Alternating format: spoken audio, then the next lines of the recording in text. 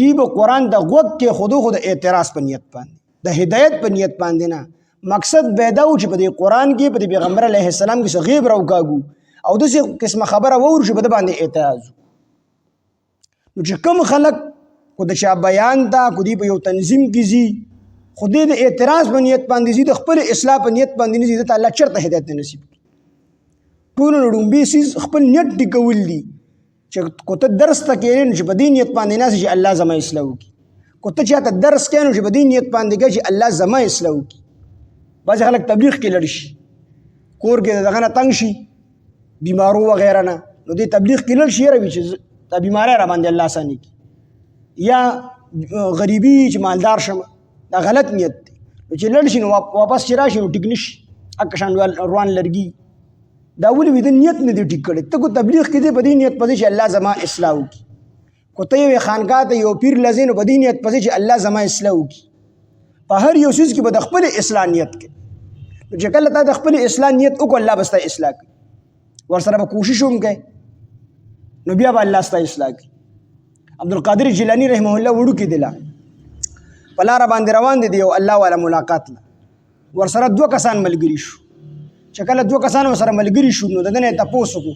وي ته دې پیر لځې د الله والا ځې د څه دپاره ځې دوی زه صرف د دې دپاره ځم چې الله زما اصلاح وکړي الله رانه راضي شي او زما تربیت وشي نو ده دغه دواړو کې د یو نه تپوس وکړو یو ته وي ته چېرته روان یې وي ځم د الله والا ځم څه دپاره ځې وي د دې دپاره ځم چې الله مې مالدار کړي دریم پکې عالم او ډېر قابل عالم هغه نه یې تپوس وکړو ته چېرته روان یې وي ځم د الله والا روان یم څه دپاره روان یې دې دپاره ځم چې دې معلوم کړم چې دې صحیح سړی دی که غلط سړی دی او یو شپږ سوالونه وپې کوم چې د علم څومره دی که د شپږو سوالونو جوابونه یې راکړو زه به یې ومنم چې الله والا دی او که دا یې رانه کړو نو دې درې واړه لاړل چې څنګه درې واړه لاړل هغه ته مخامخ کېناستل شیخ عبدالقادر جیلانی رحمه الله وړوکی دی هغه ته وایي چې هغه ورځ لرې نه ده چې ته به د بغداد په منبر باندې کښېنې او ستا د خولې نه بس الفاظ ووځي او هغه الفاظ به الله جل شانه د ټولې دنیا اولیاو ته ورسي او ټول اولیاء به ستا د دې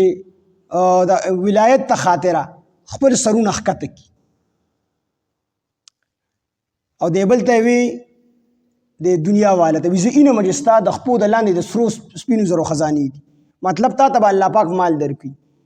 او د عالم ته وي دې لا خبرې نه دي کړې د عالم ته وي یو سوال دی دا دی د هغې جواب دا دی بل سوال دی دا دی د هغې جواب دا دی شپږ واړه سوالونه ورته وموي او شپږ واړه جوابونه یې ول هم ورکړو او اخره کې ورته وي چې دا خبره اینمه چې ته په اخره کې مرتد کېږي اکه شانتې وشوه شیخ عبدالقادر جیلانی رحمه الله الله ولایت ورکو الله خپل مقرب بنده جوړ کو او دغه کم سړی چې د دنیا دپاره تللی و هغه الله ډېر مال او دولت ورکو الله مالدار او دا کوم عالم چې د اعتراض په نیت باندې تللی و د هرعقل بادشاه د خپل ځان سره واغستو د ډېر قابل و اخره کې د هغه په لور باندې مین شو او لاړو عیسی شو کافر د دنیا نه لاړ نو دا خلک چې کوم قرآن د اورېدو دپاره راتلل دا کافران نو دوی به د هدایت په نیت باندې نه راتلل هدایت یې په دې نیت باندې نه راتلل بلکې صرف د دې دپاره راتلل چې په نبي علیه السلام باندې اعتراض وکړو د اعتراض په نیت په قرآن اورېدو